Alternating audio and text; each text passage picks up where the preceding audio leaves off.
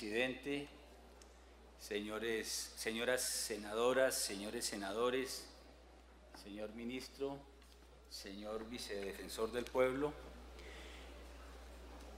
honorable senador citante, un privilegio compartir esta audiencia con los honorables senadores, con el señor ministro, los funcionarios públicos y con los representantes de la academia que han participado y que nos permiten nutrir con sus ideas este proyecto.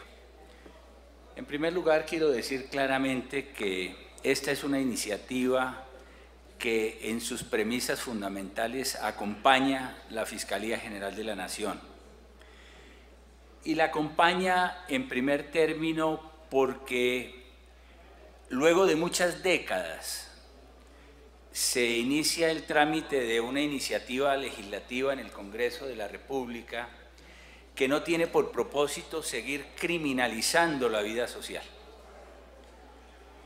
sino todo lo contrario, hacer un uso racional del derecho penal frente a los comportamientos contrarios a las reglas de convivencia, que debe ser realmente un propósito de la política criminal. El carácter de delito con que el Estado debe calificar ciertas conductas debe ser, a nuestro juicio, residual y debe estar determinado por la lesividad de la conducta. Y en ese sentido, el proyecto se inspira en este muy caro principio que habíamos venido abandonando los colombianos, en ese ejercicio recurrente de convertir en delito toda clase de conductas que deberían tener un tratamiento distinto en el ámbito de las otras ramas del derecho e inclusive del derecho contravencional y del derecho policivo propiamente dicho, como lo hacen los sistemas jurídicos contemporáneos. Esto realmente, invocar esta pretensión no es algo que va a emanar exclusivamente del análisis de este proyecto, sino que realmente tiene acopio en una cultura jurídica muy enraizada en sistemas jurídicos mucho más maduros que el nuestro. En ese sentido, yo quiero destacar que la Fiscalía percibe el proyecto justamente bajo ese postulado de la racionalización del derecho penal que ha conducido a esa vulgarización y a un verdadero fenómeno desde el punto de vista sociológico de anomia jurídica, en donde el ciudadano ya no sabe qué es y qué no es delito y tiende a comportarse es como le dicta su propia razón y su propia conciencia. Ojalá este ejercicio que inicia el Congreso de la República pudiera concluir en una racionalización del Código Penal en donde lleguemos a 30, 40 tipos penales básicos en donde la lesividad estructura el hecho punible en el ámbito del Código Penal. Entonces, nuestro enfoque es un poco diferencial. Este no es un proyecto para deshacinar las cárceles. Como propósito de política, yo diría que es un enfoque, es una aproximación a la política pública criminal errado. Claro, el país necesita una política carcelaria humanista. Eso debe ser de las prioridades de la política pública en Colombia. Y llevamos atrasando, posponiendo esta tarea por años, por décadas. Llegó el momento de que finalmente prioricemos en las políticas públicas este tema. Pero aproximarnos a las reformas al Código Penal y de procedimiento penal con el mero propósito de deshacinar las cárceles puede causar unos daños en el tejido social irreparables. Yo quiero mencionar, por ejemplo, aquí el resultado que ha tenido, por ejemplo, la ley 1786 entre nosotros. Aquella ley que dispuso que el juicio no puede tomarse más de un año entre su iniciación y la terminación del juicio. Al amparo de doctrinas particularmente italianas que dicen que el indiciado debe llegar por respeto a sus derechos fundamentales, libre del apremio y de restricciones a su libertad, para enfrentar al Estado en su proceso penal con el bien supremo de su libertad, de igual a igual con el Estado asumiendo su defensa. Pero ocurre que en ciertos casos, por supuesto que no puede ser en todos, y ahí es donde la política criminal tiene que hacer valoraciones por su impacto social. Es necesario en garantía de los derechos colectivos de la sociedad, porque esto no se puede mirar solamente bajo el prisma del derecho individual del indiciado, que es ese garantismo judicial que tanto está haciendo daño y desenfoca realmente la protección de la colectividad en muchos casos. Por ejemplo, la ley 1786, que apenas tiene un poco más de un mes de entrar en vigencia, ya ha dado lugar, habíamos dicho que iba a haber 12.000 casos, bueno, ya arrancó la cuota inicial, tenemos 1.014 audiencias programadas hasta el 28 de agosto del 2017 y se han ya hecho efectivas solicitudes de libertad en 389 casos, porque 424 audiencias que fueron programadas no se han podido llevar a cabo, como además es de usanza en este fracaso del sistema penal acusatorio que tenemos. Y lo grave de esto, y es lo que yo quiero llamar la atención, de que el enfoque no puede ser desasinar por desasinar, es que la mitad de las libertades decretadas son por delitos sexuales. Es decir, la política pública le está devolviendo a abusadores sexuales de niñas y adolescentes, principalmente a la colectividad, por respeto a sus derechos individuales. Yo me pregunto en nombre de la sociedad, porque aquí venimos a hablar de política pública, si realmente el Congreso puede seguir tramitando iniciativas en donde estos proyectos se miran es bajo solo el interés garantista del derecho fundamental del investigado o del acusado y no del conjunto de la sociedad. Y la otra mitad de las personas que ya han sido puestas en libertad, con los efectos que ya empiezan a denunciar los alcaldes a lo largo de todo el país, son personas ajusticiadas en el marco de la justicia penal especializada. Estamos hablando de secuestro, de extorsión, etcétera, de los delitos de mayor lesividad en nuestra sociedad. De tal manera que yo creo que sí es muy importante que abordemos este ejercicio, pero bajo un enfoque diferente, que es cómo vamos a hacer del derecho penal un instrumento para imponer el orden, la seguridad, la prevalencia de los bienes colectivos y la defensa de los derechos fundamentales de los asociados, pero no precisamente para desasinar las cárceles cuando el problema deriva es de una mala política pública, de gerencia pública, para resolver el problema del hacinamiento carcelario.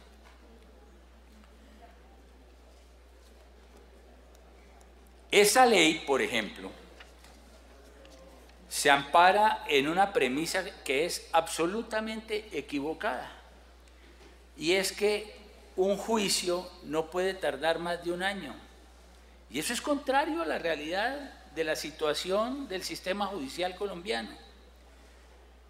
El último dato que tiene la Fiscalía muestra que el sistema penal colombiano tiene, a la fecha, este es el último dato que poseemos, 112.461 audiencias acumuladas.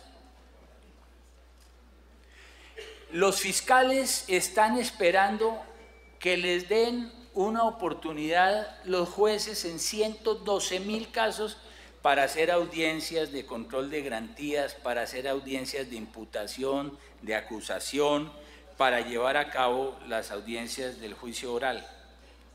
Miren ustedes, les doy unos datos para que ustedes vean la dimensión de la crisis que estamos viviendo.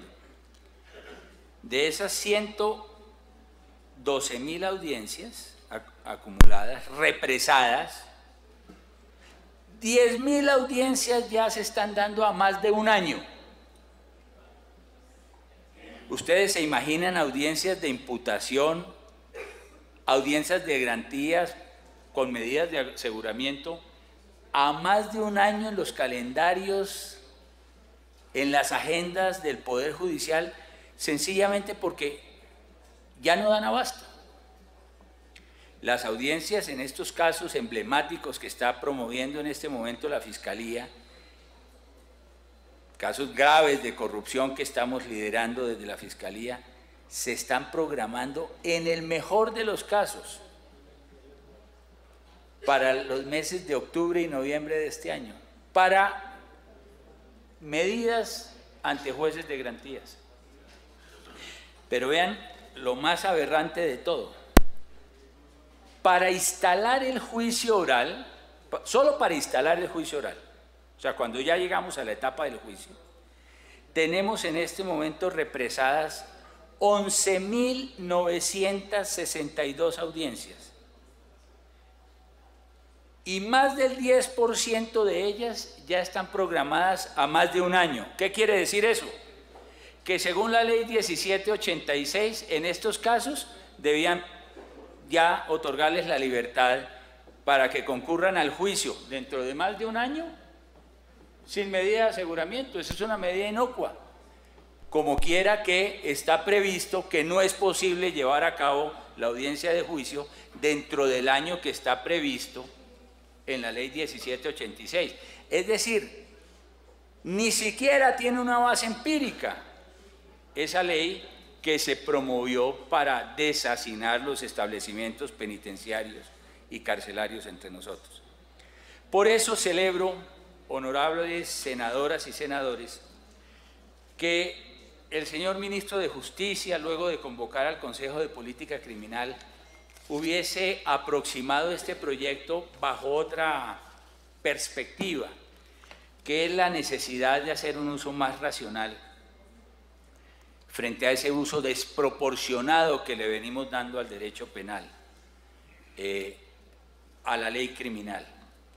Y por eso, tal vez de lo más significativo, lo más importante, señor ministro, y que nosotros compartimos con usted esta iniciativa, que por primera vez vengamos a sincerar el derecho penal y digamos hay una suerte de delitos y ojalá en este debate parlamentario que sea muy rico y constructivo como suele serlo, podamos racionalizar aún mucho más la tipología delictiva que hoy está vertida en más de 400 artículos tipificando hechos punibles frente a la ley colombiana.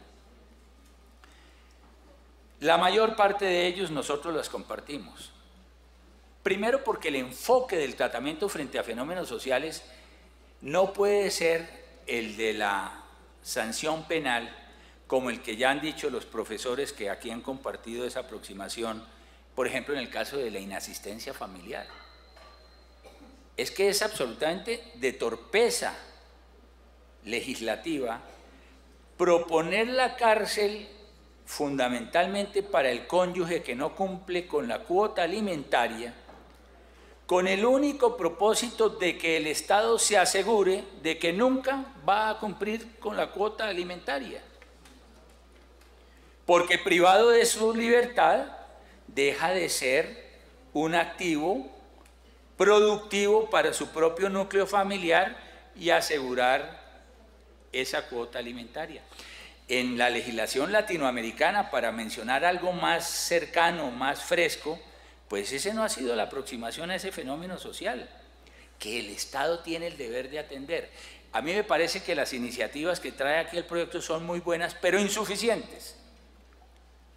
porque plantea, por ejemplo, que en estos casos se ordene al empleador que las entregue a defensores y comisarios, y quienes no paguen injustificadamente no puedan participar en concursos frente al Estado, no puedan contratar con el Estado, no puedan ser inscritos en las cámaras de comercio. Ese es un punto de partida.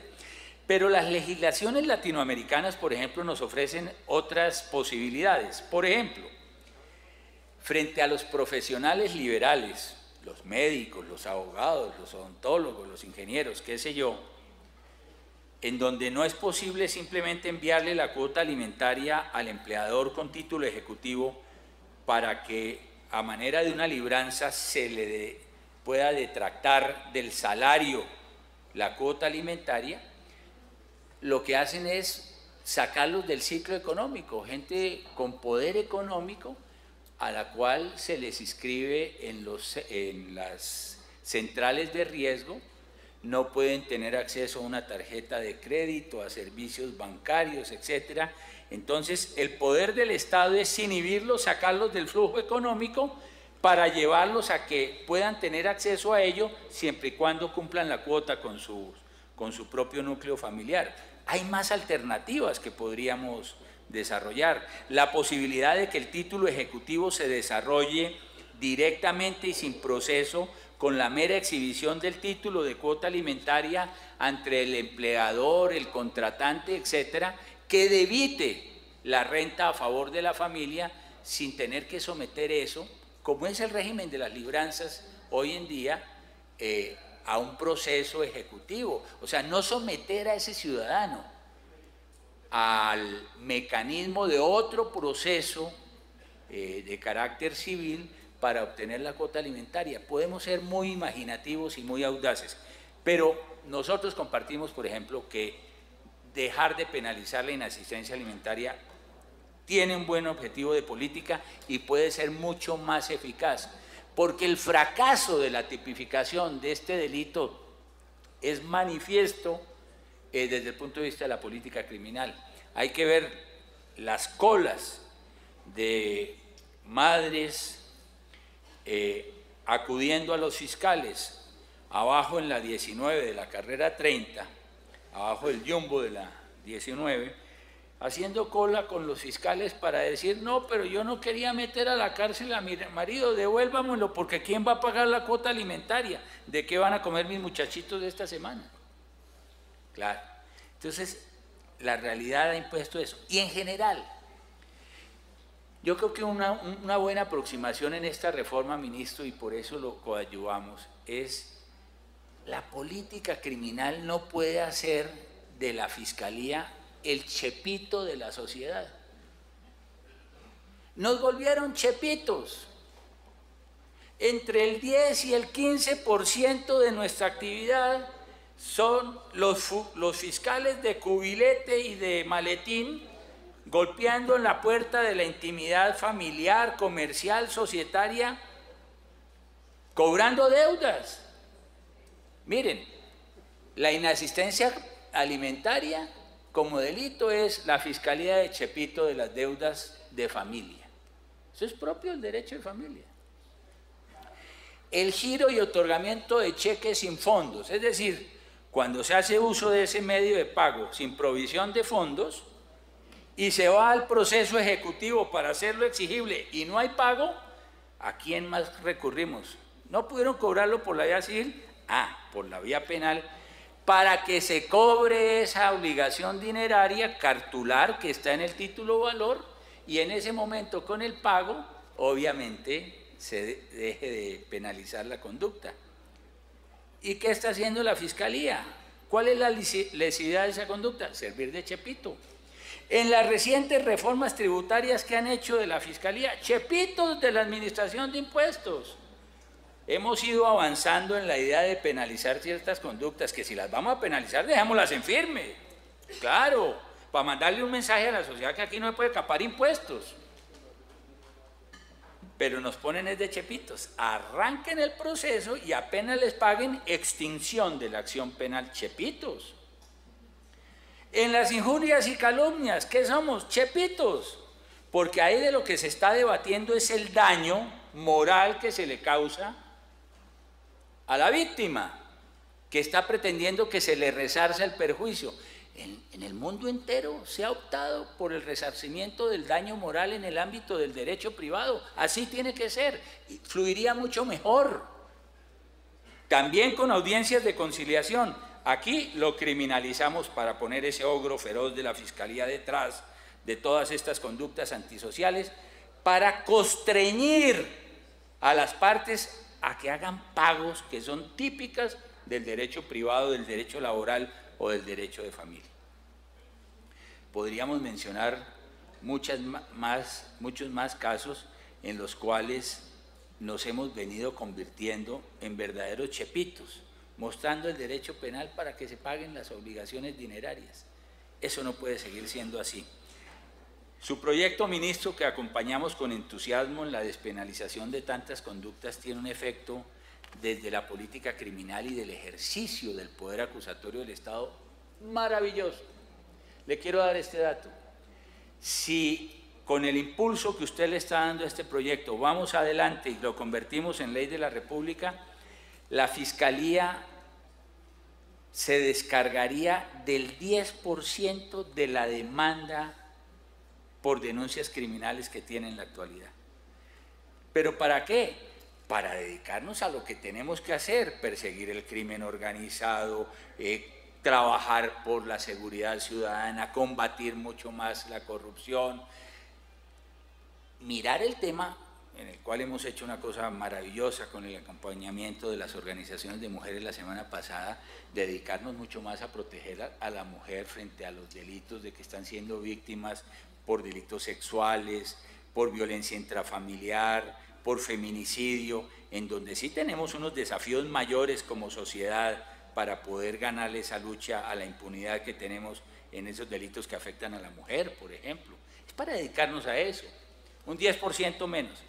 Y si logramos entonces que logre cumplida realización lo que hacemos, si usted nos descargan con el concurso del Congreso la demanda por fiscalía en un 10%, por conductas que deben tener otro tratamiento desde el punto de vista de su examen, como contravenciones de policía, etc. Y si adicionalmente somos exitosos en algo que hemos puesto en vigencia y que ya está vigente en el 80% de las direcciones seccionales del país, que es la intervención temprana frente a las denuncias ineficaces, que deben conducir a que apenas se presenta la denuncia por una querella ilegítima, por un hecho atípico, que óiganme bien, es el 55% de la carga laboral de la Fiscalía. No es un asunto menor. Y la intervención temprana permite que desde el momento de la denuncia el fiscal in situ archive un hecho que no es criminoso, pues al flujo productivo de la Fiscalía le estará llegando 55 más 10 en aritmética de abogado da 65, no daría sino 35% de la actual carga laboral. Y una institución a la que la sociedad le cubre sus gastos en 3 billones de pesos al año, con 25.000 funcionarios, trabajando por una carga laboral del 35%, priorizando en los elementos más críticos para la sociedad colombiana, es una fiscalía que puede dar muchísimos más resultados. De tal manera que la orientación de este proyecto es una orientación que nos fascina, que realmente nos complace enormemente, honorables senadoras y senadores. Hay un tratamiento en el proyecto sobre subrogados, beneficios y mecanismos sustitutivos que sí me parecería que deberíamos abordarlo en unas discusiones más profundas en el ámbito de la discusión del proyecto. Porque si seguimos en esa política de generar más beneficios sin mirar su impacto frente al conjunto de la criminalidad, podemos llegar a unos extremos que yo no sé si sean de recibo por la sociedad, no sé si puedan tener legitimidad desde el punto de vista de la política pública, y no sé si los propios señores congresistas quieran acompañar iniciativas de mayor de mayores beneficios con subrogados y mecanismos sustitutivos. Les propongo un solo ejemplo. El cohecho. El cohecho es un delito oprobioso, repugnante, que hoy está en el centro del debate en la sociedad colombiana. En el cohecho propio, el máximo de pena es de 144 meses. Recuerden ustedes que la finalidad del derecho penal como derecho disuasivo es inhibir de la conducta antisocial al ciudadano sobre la base de que hay una pena condigna frente a la gravedad de su conducta. Pero miren, si pasa el proyecto, las cuentas que haría un delincuente. Un cohechador, un cohechado, qué sé yo. Si la pena máxima es de 144 meses y ya tienen en su inventario de comportamiento procesal que hay que allanarse. Ustedes han visto que todos los cohechadores o cohechados, lo primero que hacen es, me allano a cargo, su señoría, 50% de rebaja de entrada. Esto es el régimen de las subastas, de los remates sociales. O sea, usted tiene legitimidad para cohechar o ser cohechado y de arrancada la sociedad le regala la mitad. Yo me pregunto si eso es lo que quiere hoy en día la sociedad colombiana. Entonces ya ese señor tiene menos 72 meses y tendría en consecuencia, si reducimos, por ejemplo, la prisión domiciliaria al 50%, 32 meses estaría en prisión domiciliaria. Senadora, usted que está proponiendo en su referendo, está proponiendo que no haya casa por cárcel, pero ¿para qué si es que ni siquiera van a ir a la casa? Porque si además vamos a pasar de la redención de la pena del 2x1 al 3x2, o sea, el combo lo vamos a cambiar. 2 días de trabajo y estudio por 1 de redención de pena, a 3x2 vamos a redimir 2 días de pena por 3 de trabajo y estudio. Ocurre una cosa absolutamente escabrosa. En 20 meses ese señor está celebrando su Navidad en la casa. Esos son los lineamientos de política que queremos, los mensajes que en este momento, por ejemplo, le queremos mandar a la sociedad. No. Pero eso lo podemos arreglar aquí. Yo creo que no estamos de acuerdo. Yo sé que si en este momento estuviéramos en el debate, los honorables senadores dirían inmediatamente, no, eso sí no es lo conveniente. Estamos mandándole un mensaje equivocado a quienes están haciendo de la industria del cohecho su actividad de enriquecimiento personal. Entonces, nos podemos poner de acuerdo entre todos. Eso se trata del debate parlamentario, hacer una actividad dialéctica, constructiva, para que podamos en consecuencia llegar a unos entendimientos. Y tenemos muchas reservas, sí, sobre seguir reduciendo, dando estos beneficios de subrogados. Aquí se rebajan, o sea, en un 5% se van obteniendo más los beneficios. Por ejemplo, la prisión domiciliaria por pena cumplida, que estaba en el 50%, se baja al 45%. Por fortuna no en el famoso 10% que nos gobierna, ¿no? Entonces, aquí se hace una tímida rebaja, pero generando más beneficios para una cantidad de delitos que realmente no deberían tenerlos. Lo mismo pasa con la libertad condicional. La prisión domiciliaria por cumplimiento de pena, bajarla del 50 al 45 para unos delitos que hoy están excluidos, por ejemplo el narcotráfico. No, me estoy refiriendo al caso de las mujeres del que vamos a hablar, pero frente a los capos del narcotráfico, seguir mandando ese mensaje en la coyuntura que está viviendo la sociedad colombiana, yo me preguntaría si el Congreso está interesado en avanzar en esos beneficios. Estoy seguro que no. En fin, yo creo que hay muchos elementos para que podamos irlos perfeccionando, pero el proyecto tiene una muy buena inspiración que nosotros queremos acompañar y concurrir con la venia del Congreso a incidir, por supuesto, con nuestros criterios en la mejora del mismo. Por último, el tema de las mujeres. Yo invito mucho a las honorables senadoras en particular, y a los senadores, por supuesto, a que revisemos esto. Por supuesto que que las mujeres deben tener una defensa particular en el tratamiento penal y por supuesto las mujeres desposeídas, las mujeres que pueden llegar a tener problemas por su propia marginalidad. Son sujetos de especial protección constitucional, lo compartimos todos. Pero cuidado, el remedio es peor que la enfermedad, porque esa tesis de la especial protección, a través de la suspensión de ejecución de la pena para este delito del narcotráfico, es igualmente predicable para otro delito. ¿Por qué la mujer que secuestra, que practica el secuestro extorsivo en un régimen de marginalidad manifiesto, no se le va a dar el mismo beneficio? ¿Y por qué a la mujer que promueve la extorsión como un mecanismo alternativo de generación de rentas cuando vive en un ambiente de marginalidad y necesidad de la manutención del hogar, no se le va a dar ese beneficio? Pero es que en el Acuerdo de La Habana se le generó el beneficio, no fue a la mujer, fue al narcotráfico. Porque de pasar esta norma, porque esta norma tiene génesis, es en el Acuerdo de La Habana, vamos a terminar revictimizando a la mujer.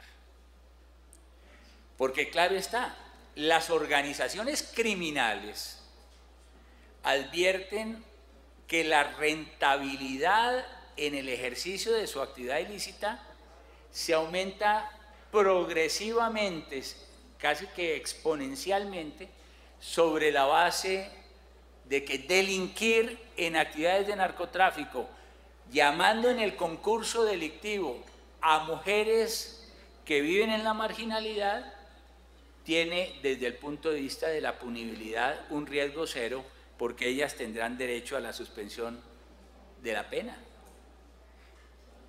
¿Cuál va a ser el resultado obvio? Lo mismo de los menores, todos lo sabemos lo que pasó con los menores entre nosotros. ¿Qué pasó con las grandes organizaciones criminales del narcotráfico en los años 80 y los 90?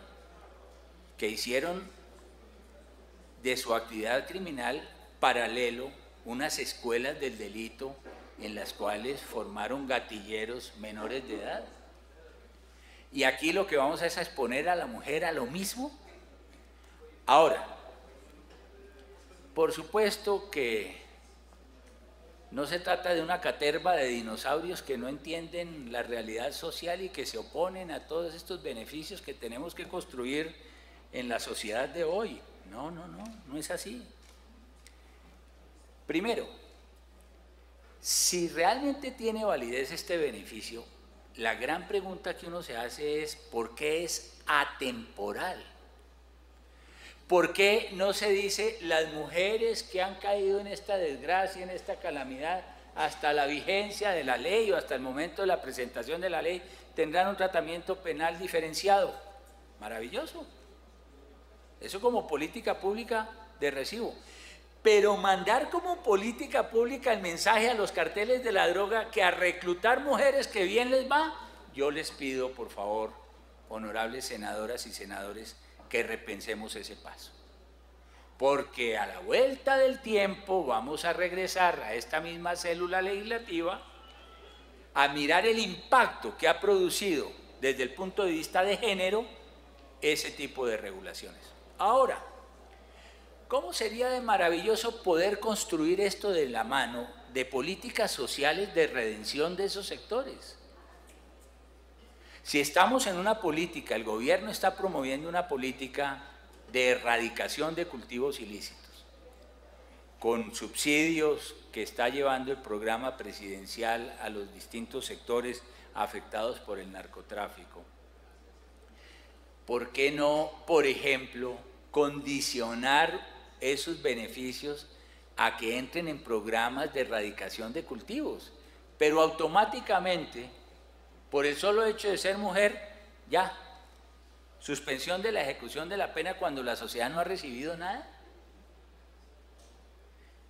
¿Y qué pasa? ¿Cuáles son las garantías de cumplimiento frente a la sociedad si van a seguir en esa industria criminal? Es que el nivel de reincidencia, déjenme decírselo, no para hablar de las mujeres narcotraficantes. Por ejemplo, lo que estamos viendo ahorita con todos los beneficiarios de la Ley 975, de los postulados de justicia y paz, volvieron a los territorios, senador, allá en el Valle del Cauca, presidente. ¿Qué está pasando hoy en día en el Valle del Cauca? ¿Por qué ese aumento de la criminalidad, del homicidio, del hurto? ¿Qué está pasando? Del narcotráfico otra vez en el Valle. Espantoso lo que está pasando en el Valle del Cauca. Regresaron los postulados de la Ley 975, a cambio de nada. La sociedad colombiana no puede seguir dando beneficios a cambio de nada, honorables senadores. Reincidencia, y siguen teniendo los beneficios. Entonces, cuando los capturemos, ¿qué va a pasar frente a lo que ya les otorgó el Estado a punta de beneficios de toda naturaleza? Concluyo de esta manera, señor presidente, para decirle que la Fiscalía va a trabajar, si ustedes así lo disponen, con entusiasmo para que esta sea una iniciativa que realmente le convenga a la política criminal del Estado, porque está inspirada en el mejor propósito. Muchas gracias.